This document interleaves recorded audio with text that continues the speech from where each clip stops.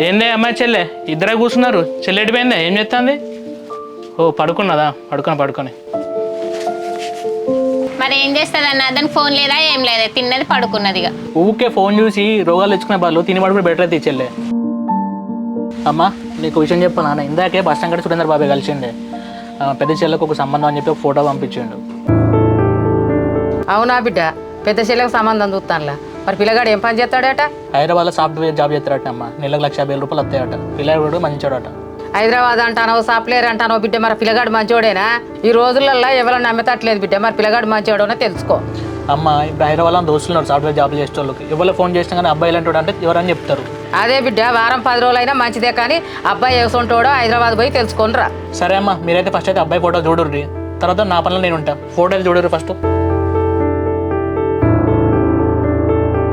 పిల్లగాడు కొంచెం షాయనాలిపోయి ఉన్నాడు కదా బిడ్డ. ఎన్ని సంవత్సరాలు ఉంటాడట? అమ్మ పిల్లగాడు 90 కొట్టినట్టునే, 26-27 ఉంటాడు అంతే. సరే బిడ్డ, బిడ్డ ఈ ఫోటో చూడరా. నాదేమున్నదే అమ్మ, నీకు అన్నకు నచ్చితే అయిపోయింది. అట్లాంటి ఏందో చెల్లె, చేసుకుందాని నువ్వు, నీకు నచ్చాలి అబ్బాయి. ఫస్ట్ అయితే ఫోటో చూడు. అన్న నా ఇష్టం గురించి నువ్వు ఆలోచించేటట్టువే అయితే ఇప్పుడు సంబంధమే తీసుకురాకపోదు. మొన్ననే చెప్పినా కదన్న నేను ఇప్పుడే పెళ్లి చేసుకోనని.